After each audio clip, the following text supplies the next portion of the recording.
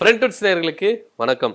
பா எங்கேருந்துப்பா நம்ம தமிழிசைக்காக்கு இவ்வளோ கோவம் வருது அப்படின்னு சொல்லிட்டு நினைச்சு கூட பார்க்க முடியாது. ஆனா ஒண்ணு, அவங்க பண்ற டிராமா இருக்கு பாரு, ஐய்யய்யோ! அப்பா யாராலயும் யோசிக்க முடியாது. அந்த மாரி டிராமாலாம் பண்ணுவாங்க. ஏன்னா, கொஞ்ச நாள் முன்னாடி டாஸ்மாக் ஊழல் நடந்திருக்கு அப்படின்னு சொல்லிட்டு முற்றுகை போராட்டம் அப்படின்னு சொல்லிட்டு என்ன பண்ணாங்க, போராட்டங்கள்லாம் பண்ணாங்க. இவங்கள எல்லாரையும் அலேக்கா தூக்கின்னு போயிட்டு என்ன பண்ணாங்க, மண்டபத்துல போட்டு அரெஸ்ட் பண்ணி வச்சாங்க. 6 மணி ஆயிருச்சு என்ன வெளியே விடுங்க அப்படின்னு சொல்லிட்டு என்ன பண்ணாங்க, கூப்பாடு போட்டாங்க, கலாட்டா பண்ணாங்க, ஏதேதோ பண்ணாங்க. அதுல பின்னாடி இருந்து ஒருத்தர் சொல்றாரு, தமிழிசைக்கா பின்னாடி ஒரு அம்மா நிக்கிறாங்க. அவங்க பின்னாடி என்ன பண்றாரு, நீங்க மயக்கச்சி விழு, மயக்கச்சி விழு, மயக்கச்சி விழுன்னு சொல்லும்போது அந்த அக்கா என்ன பண்ணுது, அப்படியே என்ன பண்ணுது, ஐயோ அம்மா மயக்கச்சி விழுது அப்படின்னு சொல்லிட்டு மயக்கச்சி விடுறாங்க. சரி மயக்கச்சி விழுந்துட்டாங்க. மயக்கம் வச்சு விழுந்தவங்களுக்கு என்னங்க சுயநலம் இருக்க போகுது? அவங்களே காருக்குள்ள ஏறுறாங்க, நவுந்து உக்காருன்னு தமிழிசைக்கா சொல்றாங்க. உடனே அந்த அம்மா நவுந்து உக்காடுறாங்க. ஒரே கூத்தா இருக்குது இவங்க பண்ற கூத்து. பாஜக பண்ற கூத்து தான் உலகத்திலேயே வந்து பாத்தீங்கன்னா ஒரு சரியான ஒரு காமெடி கம்பெனி, டிராமா கம்பெனி வச்சிருக்காங்கன்னா அது பாஜக தான். அவங்க பண்ற கூத்துகள்லாம் காமெடியில தான் போய் முடியுது. இதெல்லாம் ஒரு புறம் இருக்கட்டும். நேற்று தினத்துல அக்கா வந்து என்ன பண்ணிருக்காங்கன்னா, திடீர்னு எமோஷனலா இருக்காங்க. ஏங்க இருமொழி கொள்கை தமிழ்நாட்டுல ரொம்ப வெற்றிகரமா போயிட்டு இருக்கு. நீங்க எதுக்குங்க மூன்றாவது ஒரு மொழியை வந்து திணிக்கணும் அப்படின்னு சொல்லிட்டு தொடர்ந்து நம்ம இங்க ஒரு கேள்வி வைக்கிறோம். அதுக்கு அவங்க என்ன சொல்றாங்கன்னா, ஏங்க மும்மொழி கொள்கையை கொண்டு வரோம். ஆனா இந்தி தான் படிக்கணும் அப்படின்றது இங்க கட்டாயம் இல்லை. யாராருக்கு என்னென்ன மொழிகள் தேர்ந்தெடுக்கணுமோ அந்தந்த மொழிகளை தேர்ந்தெடுக்கலாம் அப்படின்னு சொல்லிட்டு மத்திய அரசு விளக்கம் கொடுக்குது. அதுக்கு சிங்சாங் அடிச்சுக்கிட்டு இங்க இருக்கிற பாஜக தலைவர்களும் ஒத்து ஊதுறாங்க அப்படின்னு வச்சுப்போம். இப்போ ஒரு கிளாஸ் ரூம்ல வந்து பாத்தீங்கன்னா 10 பேர் இருக்காங்கன்னு வச்சுங்களேன். 10 பேரும் ஒரே மனநிலைமையில இருப்பாங்களான்னா இருக்க மாட்டாங்க. இப்போ எனக்கு தமிழ் பிடிக்கும், எனக்கு இன்னொருத்தருக்கு இங்கிலீஷ் பிடிக்கும், இன்னொருத்தருக்கு மேக்ஸ் பிடிக்கும். ஒவ்வொருத்தருக்கும் ஒன்னு பிடிக்குமா இல்லையா? இப்ப இந்த 10 பேருக்கும் ஒரே மொழினா பிரச்சனையே கிடையாது. ஆனா அந்த 10 பேருக்கு வெவ்வேறு மொழி, எனக்கு பிரெஞ்சு தெரிஞ்சுக்கணும், ஒருத்தருக்கு ஜெர்மனி தெரிஞ்சிருக்கணும், ஒருத்தருக்கு வந்து வேற எதனா மொழி தெரியணும், தெலுங்கு தெரியணும், கன்னடம் தெரியணும், இப்படி இருக்கும்போது தனித்தனியாவாங்க எடுக்க முடியும்? யார் யாருக்கு எத்தனை டீச்சருங்க போட முடியும் அப்படின்ற ஒரு கேள்வி, குழப்பங்கள் வருது. இது ஒண்ணு. இன்னொன்னு, மும்மொழி கொள்கை கொண்டு வந்துட்டாலே மொழிக்கு மாத்திரம் இல்ல, நம்முடைய பிள்ளைகளை 3ஆம் வகுப்புக்கு ஒரு பப்ளிக் எக்ஸாம், 5ஆம் வகுப்புக்கு ஒரு பப்ளிக் எக்ஸாம், அதே போல 8ஆம் வகுப்பு ஒரு பப்ளிக் எக்ஸாம். இந்த பப்ளிக் எக்ஸாம் நடத்துறாங்கல்ல, 3வது படிக்கும் போதே நம்முடைய குழந்தைகள் என்ன பண்ணுவாங்க, ஸ்கூல் பக்கமே அனுப்ப மாட்டாங்க. 3வதுல என்னங்க தெரியும் அந்த குழந்தைக்கு பப்ளிக் எக்ஸாம்? ஏங்க முதல்ல குழந்தைகள் பிரைமரி ஸ்கூல்னு வைக்கிறாங்களே, பிரைமரி ஸ்கூல்னா இப்ப என் பையனும் வந்து ஸ்கூல் படிக்கிறான். எக்ஸாம் எப்படி வைப்பாங்கன்னா, நம்மளுக்கு வந்து முன்னாடியே கொடுத்துருவாங்க, ரிவிஷன் பண்ணுங்க, இந்த இந்த இந்த கொஸ்டின் இதுதான் இதான் இது வர இதான் கேட்க போறோம் அப்படின்னு சொல்லிட்டு என்ன பண்ணுவாங்க, ரிவிஷன்ற பேர்ல நம்மளுக்கு முன்னாடியே கொடுத்துருவாங்க. இதை மட்டும் பிள்ளைகளுக்கு ரிவிஷன் பண்ணி வச்சுட்டா அவங்க வந்து என்ன பண்ணுவாங்க, எக்ஸாம் பாஸ் பண்ணுவாங்க.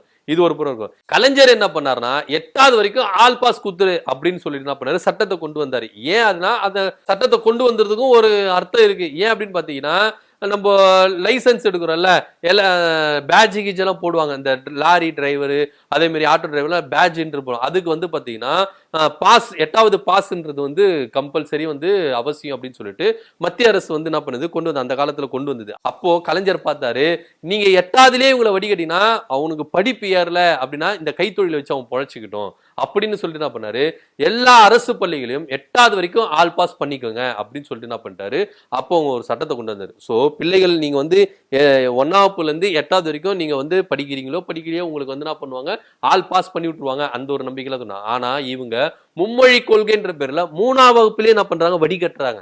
வடிகட்டிட்டா அந்த குழந்தைக்கு படிப்பறிவே போறாது, ஸ்கூலுக்கே போவாது. குழந்தைக்கு என்னங்க தெரியும், 3வது படிக்கிற குழந்தைக்கு என்னங்க தெரியும்? அந்த குழந்தைக்கு கல்வி மேல கல்வி திணிச்சு ஒரு மொழி படிக்கிறதே அந்த குழந்தைக்கு வந்து ரொம்ப படாத பாடுபடும். தமிழ் மொழி, இங்கிலீஷ் மொழி 2 மொழி படிக்கணும்னா அந்த குழந்தை 3வது ஒரு மொழியை வந்து திணிச்சிங்கன்னா அந்த குழந்தை என்னங்க பண்ணும் அப்படின்னு சொல்லிட்டு தான் நிறைய பேர் என்ன பண்றாங்க, கொக்கரிச்சிட்டு இருக்காங்க. ஆனா இந்த கொக்கரிப்புகள் பாஜகவுடைய காதுல போயிட்டு விழல அப்படின்றதுதான் இங்க பெரு வேதனைக்குரிய விஷயமா இருக்கு.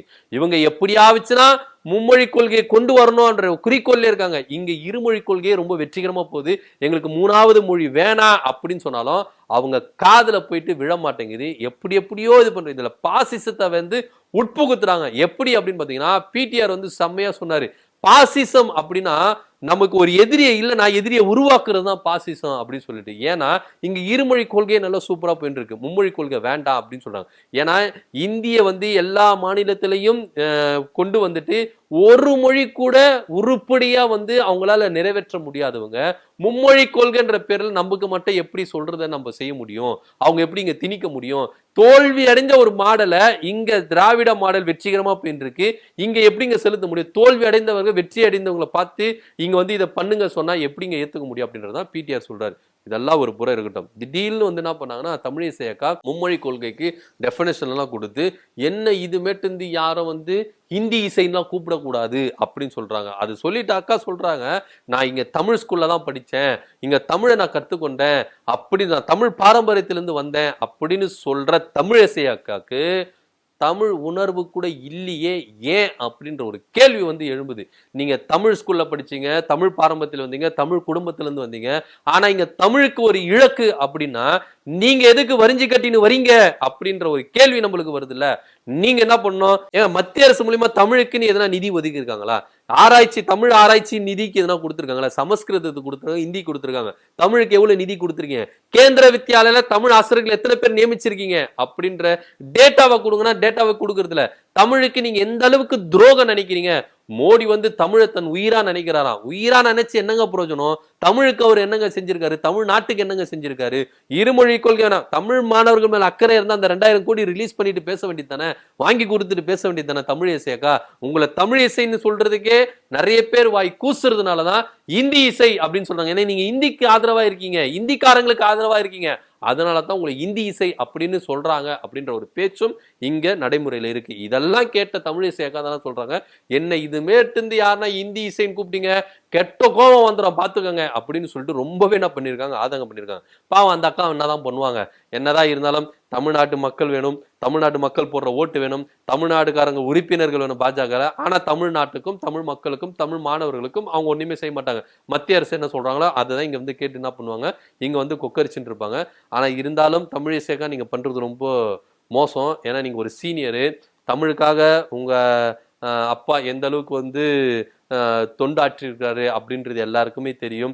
நீங்க எந்த குடும்ப பாரம்பரியத்திலிருந்து வந்தீங்க, தமிழ் பாரம்பரியத்திலிருந்து வந்தீங்க, தமிழ் இருமொழி கொள்கையில தான் படிச்சு டாக்டர் ஆனீங்க, எல்லாமே ஓகே. ஆனா தமிழுக்காக கொஞ்சமாச்சுன்னா கொஞ்சம் நன்றி உள்ளவங்களா இருங்க அப்படின்னு தான் நிறைய பேர் கேட்டுக்கிறாங்க. சோ தமிழிசையாக என்ன இது மட்டும் யாரும் இந்தி இசைன்னு கூப்பிடக்கூடாது, அப்படி கூப்பிட்டீங்கன்னா எனக்கு கோவம் வரும் அப்படின்னு சொல்லியிருக்காங்க. இதை பத்தி உங்களுக்கு கருத்து என்ன அப்படின்றத கீழே கமெண்ட் பண்ணுங்க. நன்றி, வணக்கம்.